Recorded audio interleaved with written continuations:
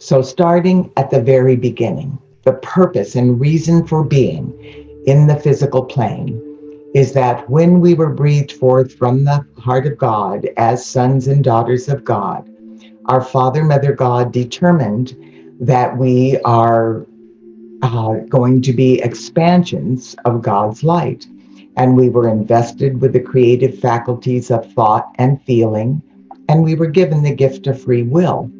So it was determined that if we could experience the results of our thoughts, words, actions, and feelings in a very physical and tangible way, we could learn more quickly to become co-creators with our Father, Mother God.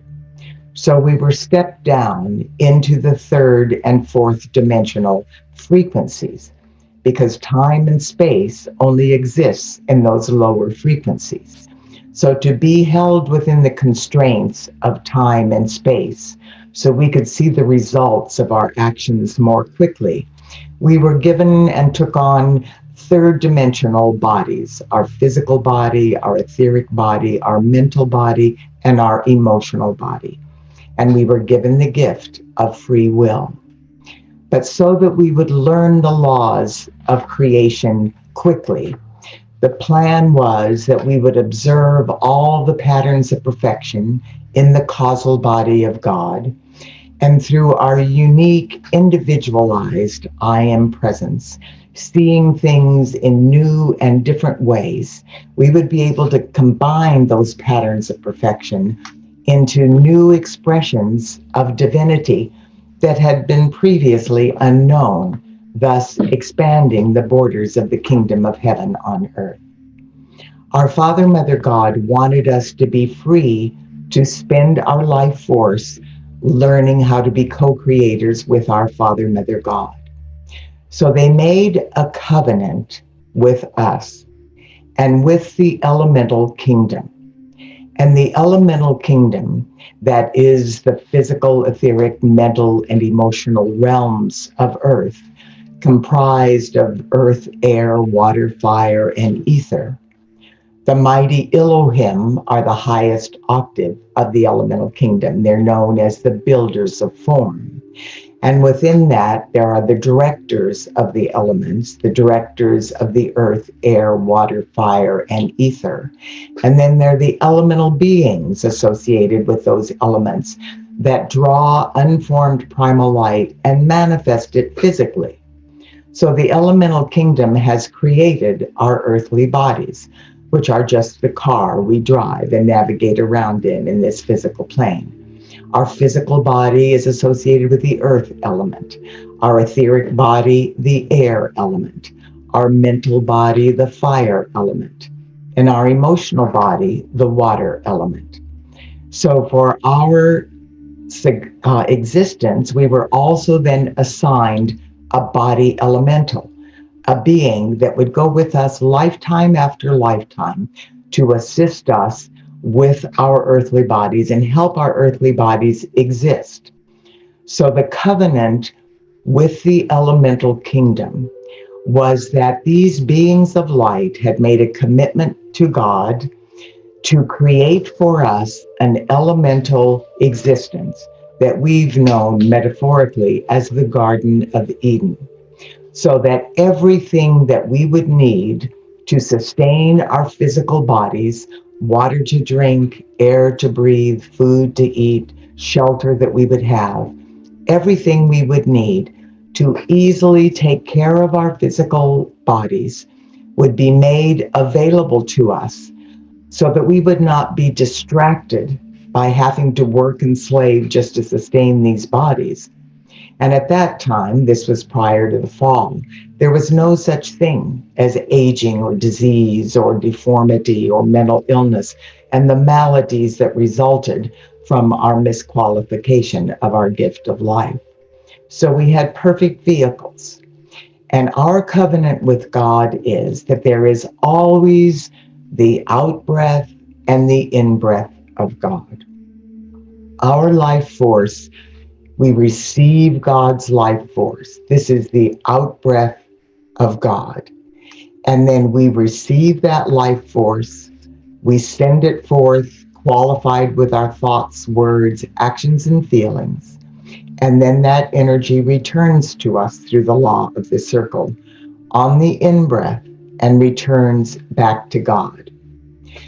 Now, the universal law is that there needs to be a balance between the out-breath and the in-breath of God, which means that we receive our life force, we utilize it through our thoughts, words, actions, feelings, beliefs, and memories, and we qualify it with divine love and the patterns of perfection that we are creating that are adding to the light of the world. And then that light and love flows back to God in appreciation for our gift of life.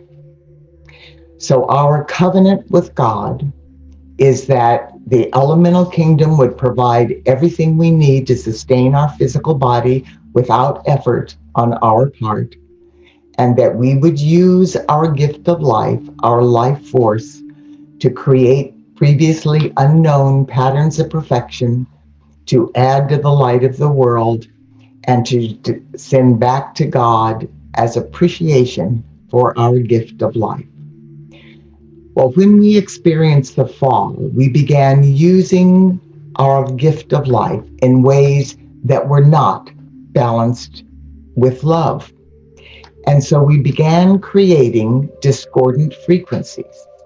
And as this negativity was reflected on the elemental kingdom and through our physical bodies, it started causing discord and negative frequencies of vibration that over eons of time have resulted in aging and disease and deformities and mental illness and the outer world manifestation of plagues and pestilence and famines and inclement weather condition and everything that conflicts with the pristine perfection of our bodies and the Garden of Eden. So when that began happening, we started creating this fragmented human ego that started perceiving that there is not enough because of the maladies, the miscreations that we had inflicted on the world. So our ego started saying there's not enough and started doing these tribal things of getting together and it's us against them and we have to lie, cheat, steal, and kill, and that its purpose and reason for being was to gratify the physical senses. So whatever it needed to do was okay. So we deteriorated into this consciousness of lack and limitation. And we eventually manifested this monetary system so that we would find a way to exchange so that we could have the food we needed and how we could exist in the physical plane. So we deteriorated to the point where we were utilizing our life force, struggling from morning till night to make money, to buy food, to put a roof over our head, to have clothing, to be able to exist in the physical plane, sustaining our physical bodies. Now we have healthcare and disease and doctors and everything else. So we deteriorated into a situation where instead of using our life force to add to the light of the world and to greatly enhance the patterns of perfection in the physical plane, we are using our life force from morning till night, struggling to make enough money to buy the things that we need to sustain our physical bodies. These are the very things that originally God gave us in our covenant for free. So what that means is that we are not fulfilling our part of the covenant. We are receiving our life force. We are receiving the gifts of the elemental kingdom. Every day we breathe air and we eat food and we drink water and we exist in the sunlight. We have received our gift of life. and our life force that beats our heart and activates our brain. So God's already, and the elemental kingdom have fulfilled that part of the covenant. They have fulfilled their responsibilities. But because we are not balancing that with our gift of love and light back to the world in appreciation for our gift of life, we have created a block that has prevented us from receiving the infinite abundance of God. So, because this is the critical need of the hour, for us to realize that we are spending our gift of life every day just to pay for the things that God already gave us for free, so that our bodies will stay alive and we can live in the physical plane.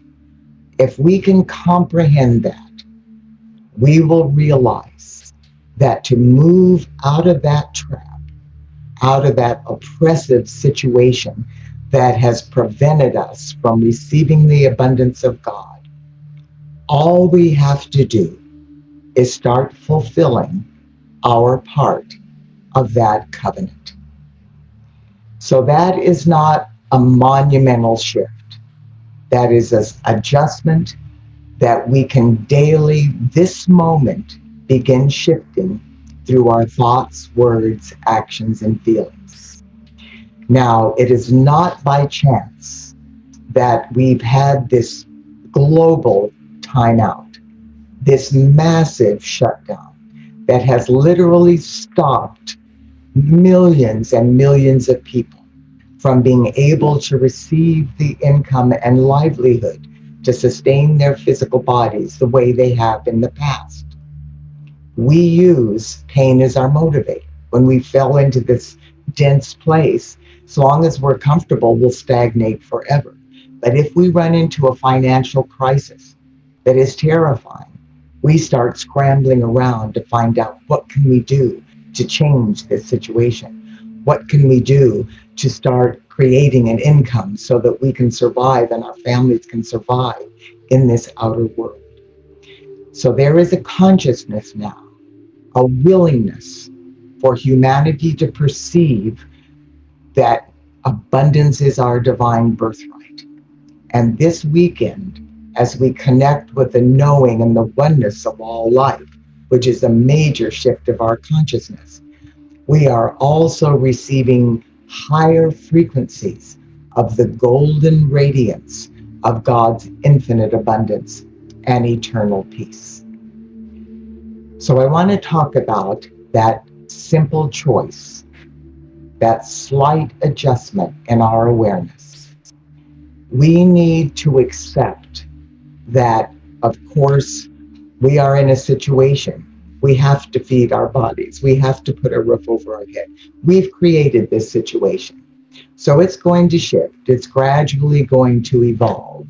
You know, we've talked before about moving into the fifth dimension and what that means. And I've shared with you that we moved from the third and fourth dimension into the initial impulses of the fifth dimension, because this is where the new earth is. And that occurred through the shift of the ages. And what the shift of the ages is a moment in time that happens every so many millions of years, when cycles within cycles throughout the whole of creation dovetail into one rhythmic heartbeat with our Father, Mother, God. And during that instantaneous cosmic moment, our Father, Mother, God inbreathes the whole of creation up the spiral of evolution to the next octave of the learning experience. So before this shift of the ages, which took place and moved us a quantum leap into the fifth dimension on December 21st and 22nd in 2012, prior to that, when people would go through the near-death experience, they would pass through the dark tunnel, which is just the psychic astral realm of negativity around the earth, into the light.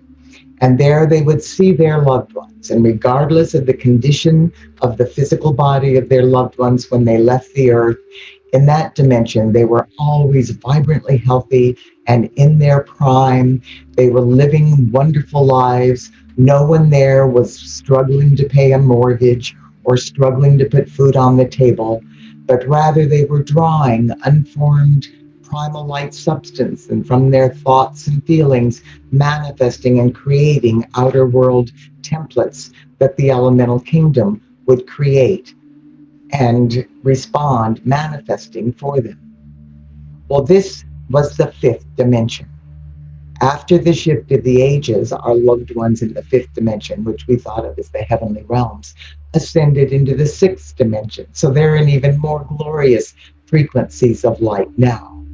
But we are in the fifth dimension, and we will be moving to that time where we will be drawing unformed primal light, and through the creative faculties of thought and feeling and our free will, creating the heart-based patterns of love and acceptance, eliminating disease and aging and poverty and war and all of the maladies and the human miscreations that we created either deliberately or inadvertently through our fall from grace.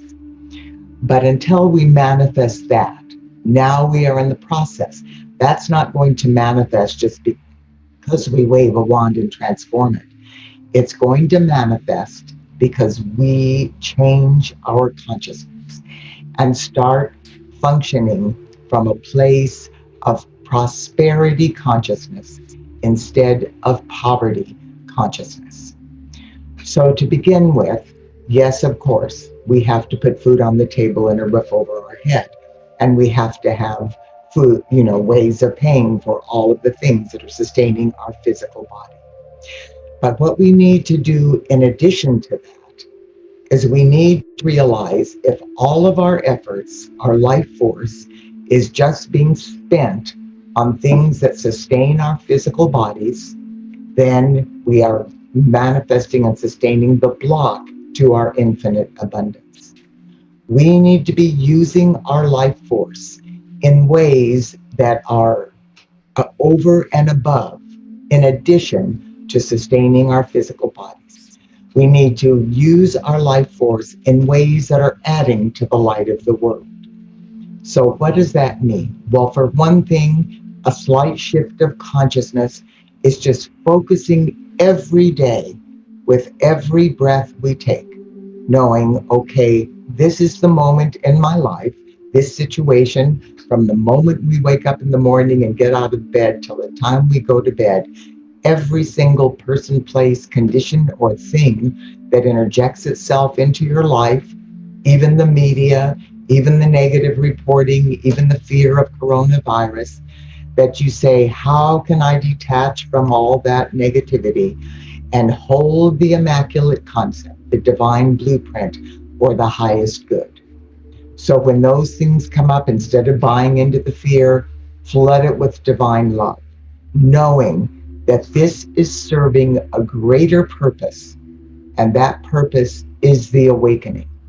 There are millions and millions of people on this planet, billions actually, that are living in extreme poverty, that do not feel that they have a way out of that.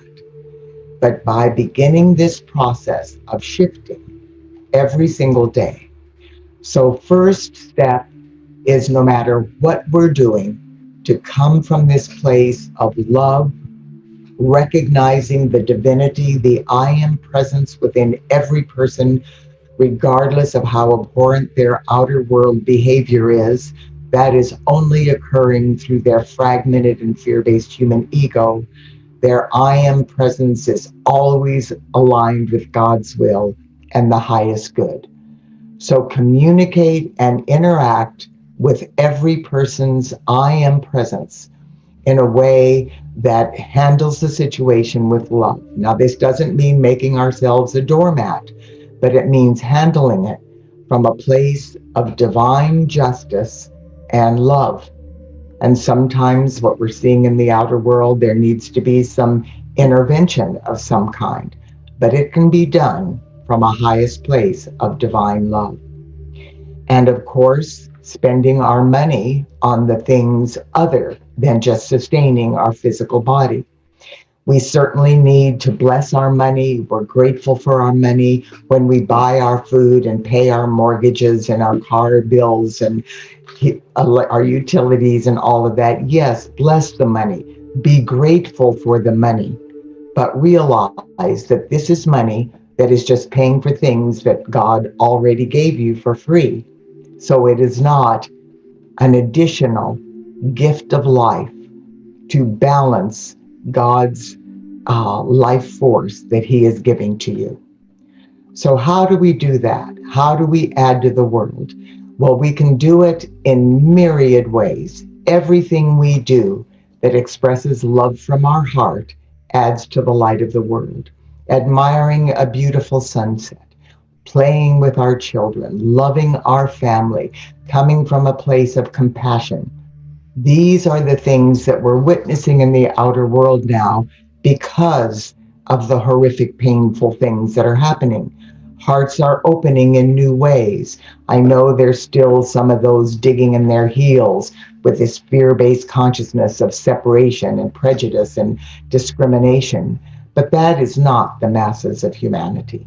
The masses of humanity are awakening at a quantum level, and their hearts are being filled with the knowing.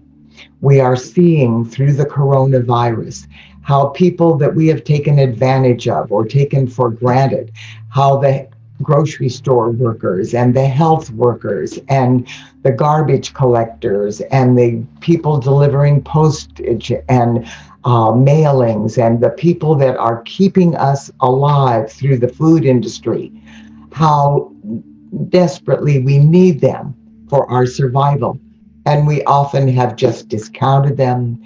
We've not treated them fairly in the workplace. We haven't paid them fairly. They haven't gotten equal rights with their money, with their insurance, with their educations, with their ability to live in comfort and peace on this planet. And we're beginning to see that.